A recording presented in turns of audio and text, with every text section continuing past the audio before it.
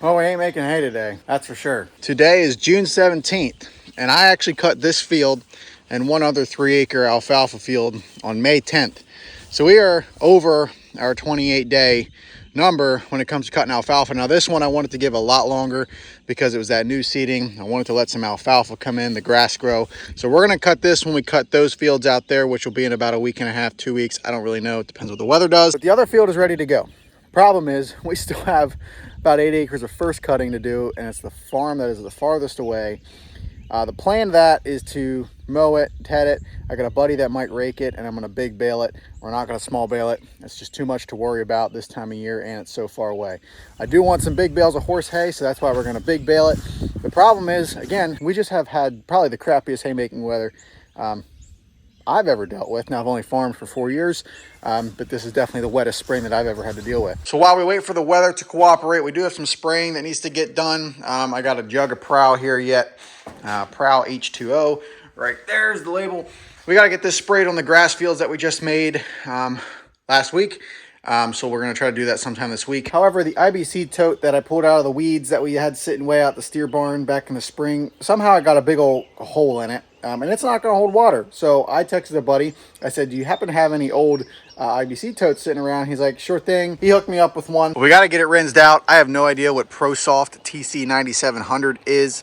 But it's probably got some residual in there. And I don't want to be spraying unknown chemicals on my field, especially if it might kill my grass. So we're rinsing it out. We're gonna try to get it clean. All it's got to do is hold water.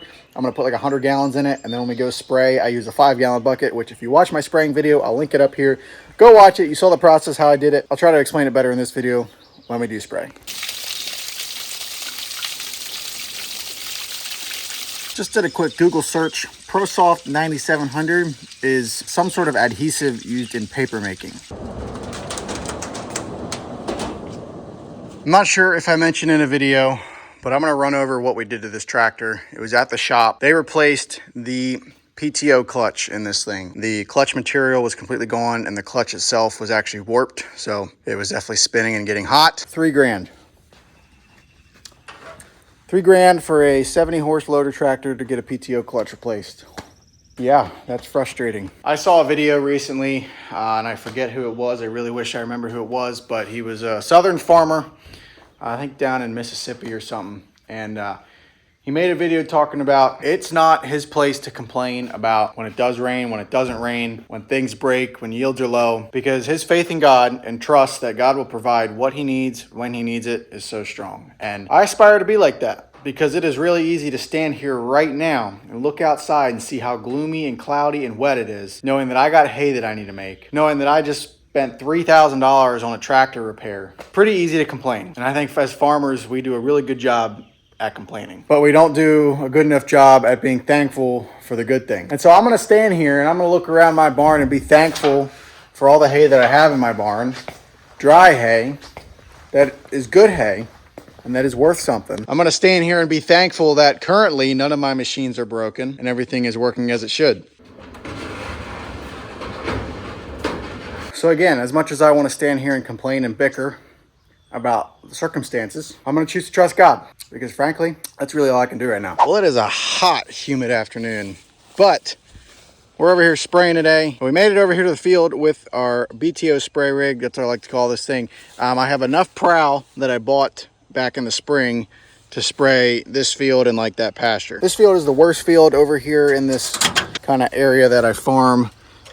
So it's gonna get the Prowl here. The stuff that we put on in the spring, the Prowl, the Biocast, and the lime seems to actually have done a better job than I expected. First cutting was pretty poor, but this second cutting it's actually growing. There is like the good stuff that I planted, like there's some of it, like there's definitely patches of it out there that's growing. The grass is green. All the rain has definitely helped it, but I think, we get this Prowl on and a special little secret sauce that I'll show you in a second.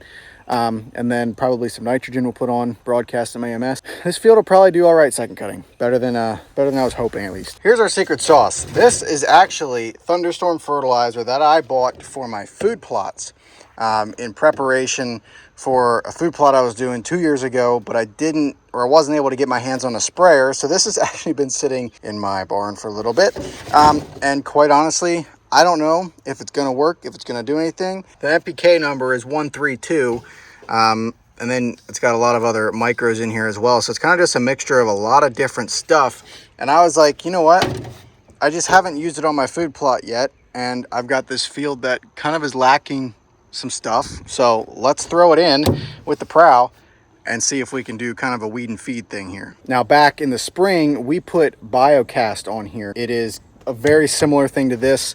It's very similar to Source, if you guys know what Source is. It's got a little bit of nitrogen in it, and then it just has kind of a biological type thing in it that makes a lot of other nutrients available to the plant. So it kind of feeds it a little bit, but then it almost has a liming effect, you know, where it's making nutrients available to the plant. And you can see this field, we put lime and did Biocast on here, and we did not put any other fertilizer on. And it's actually, it's a very dark green compared to what it was last year at the same time. So both the liming and the Biocast definitely did something. And so I'm hoping that with this thunderstorm fertilizer, we can kind of do the same effect, but also feed some of the micros in here. We'll see if it does anything. I don't know. It's sitting in my barn. I'm like, I'm not gonna let this thing just go to waste because 130 bucks. So let's throw it in the sprayer and try something.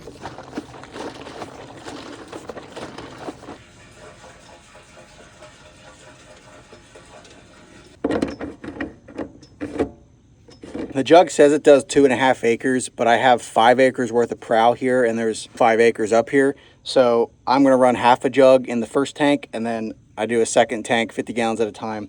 I run the rest of it in the second tank. It's a lighter rate than what the jug says, but I'd rather spread it out across the field than do nothing. Although I could do half the field and try a test strip, but I think I'm just gonna do the whole field.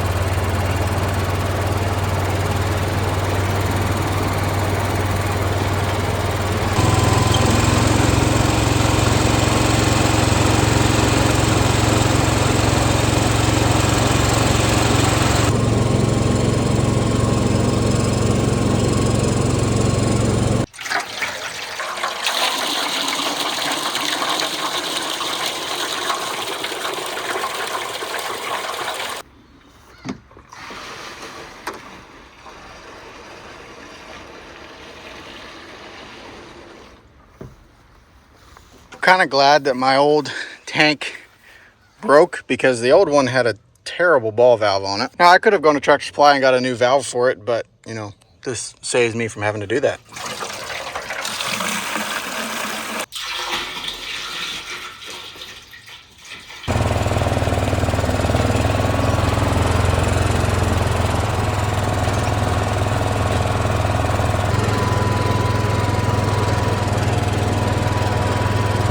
This trailer is a little bit steep, but it works. Probably shouldn't be filming and doing this at the same time.